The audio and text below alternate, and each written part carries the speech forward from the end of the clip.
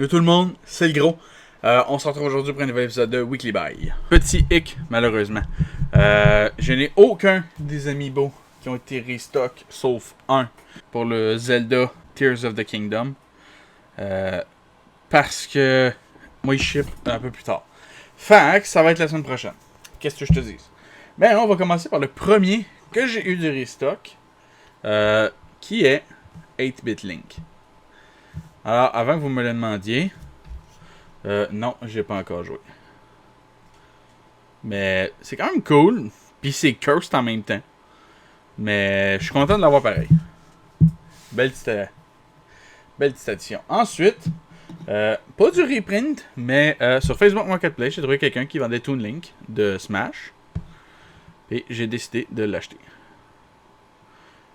Puis il est vraiment cool pour vrai. J'adore les détails qu'ils ont fait. Il manque juste le 2-pack maintenant, qui est le seul reprint que j'ai pas réussi à acheter. Parce qu'on n'a pas de Target au Canada. Ensuite, sur Marketplace encore, j'ai trouvé l'amiibo de Pit. Fin. Là, vous allez me dire, le gros, il y a beaucoup d'amiibo cette semaine. Oui, le gros a décidé qu'elle allait se refocus un peu sur son master set d'amiibo. Il va afficher le chiffre à l'écran de combien j'en ai présentement sur combien. Et ça va être pas mal ça. Ensuite, on a Palutena de Smash aussi. Qui est vraiment cool aussi. Fait que ça veut dire que la quantité de jeux de Switch va rapetisser un peu. Oh boy. En échange de pouvoir continuer mon full set d'amiibo. Ensuite, j'ai acheté Bayonetta Player One de Smash aussi, bien évidemment. Alors, les détails sur les morceaux où sont ses épaules sont vraiment cool.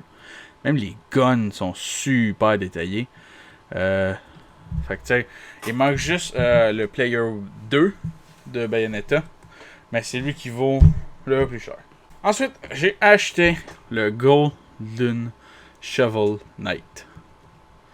Ça veut dire qu'il me manque présentement seulement Shovel Knight du set de Shovel Knight. Alors, ces 6 amiibo en tout me sont revenus à 150. 25$ chaque. C'est pas tant payé pour eux.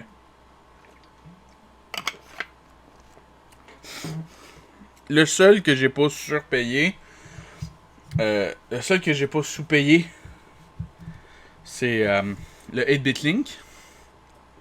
Parce qu'avec le reprint, il revient à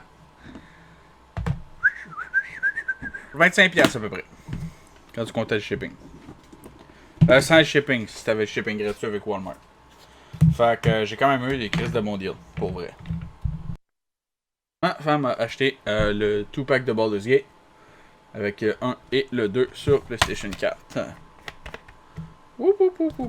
Ensuite, on rentre dans les Funko Pop. J'ai acheté des Pop cette semaine, c'est bizarre. J'ai acheté le cube gélatineux de Donjons et Dragons du Wondrous Convention. Parce qu'il me le fallait dans mon set. Avant que vous me le demandiez, oui, je compte acheter les 4 Redeemable NFT de Donjons et Dragons. C'est un des rares sets que je veux actuellement garder à jour. Alors, j'ai beaucoup moins de plaintes à celui-ci comparé au premier cube.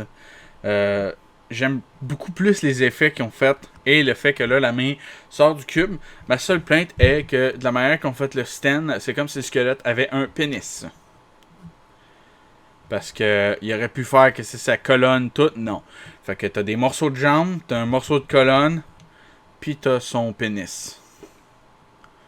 C'est mon seul massive complaint sur cette pop-là.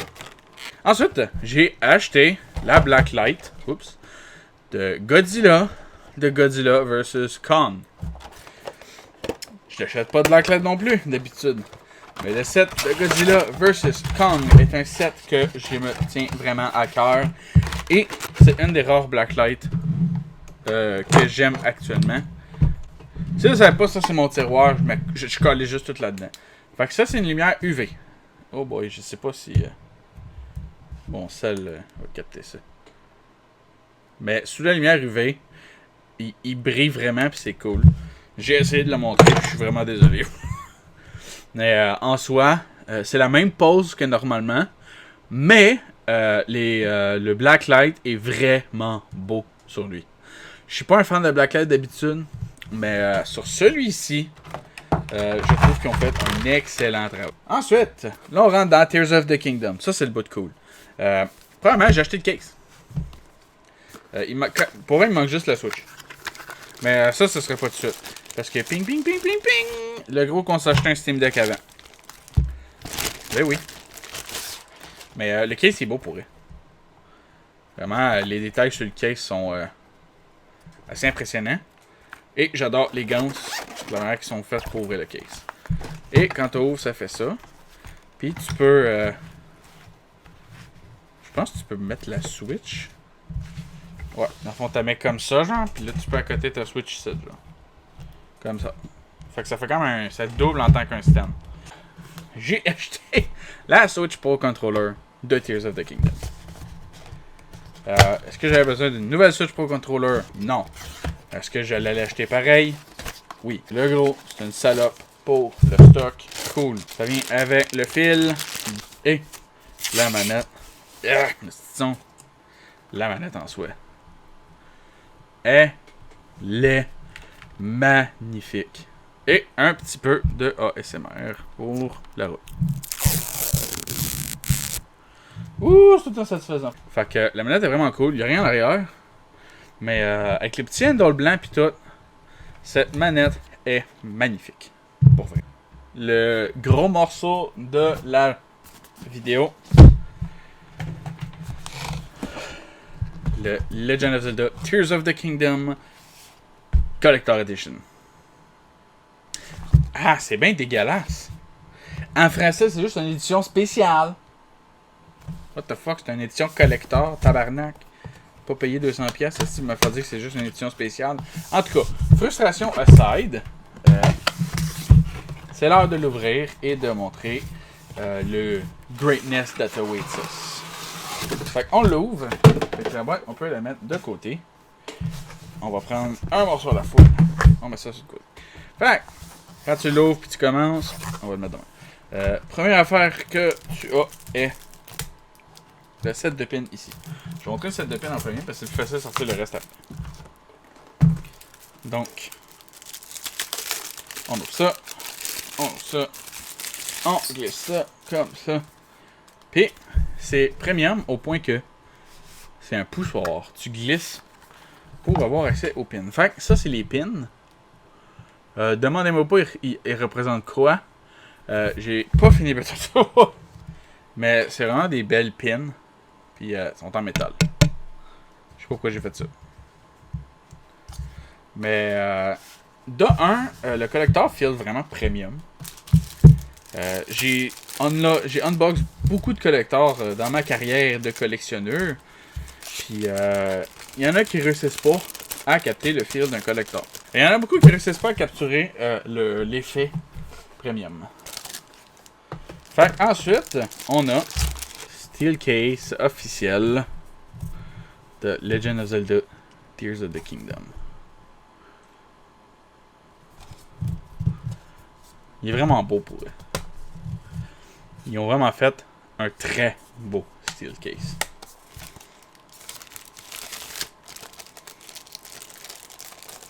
Un jour, je vais avoir un background. Le jeu, un jour. Et ensuite, on a le jeu bien plate, là. La boîte bien normale, là. Ensuite, on a le artbook. Qui est... Ça, c'est texturé, by the way. Fait que, tu sais, tu le vois que ça fait vraiment premium. Là, je vais donner mon hot take. C'est super cool qu'il te donne un artbook. Je vais jamais vraiment le lire. Fait que moi, j'ai jamais été fan des artbooks dans ma vie. C'est cool de pouvoir voir des concepts pis tout. Ça a jamais vraiment été ma tasse de thé. Ça, c'est mon hot take. Si vous êtes pas content, ben écoute, je m'excuse, mais c'est mon hot take de la journée.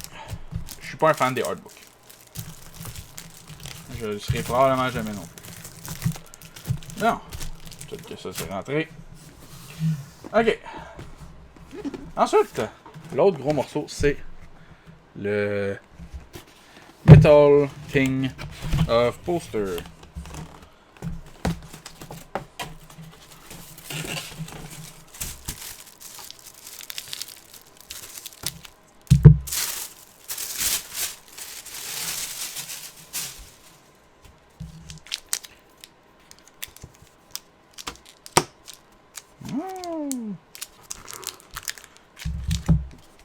Voici le poster en sort.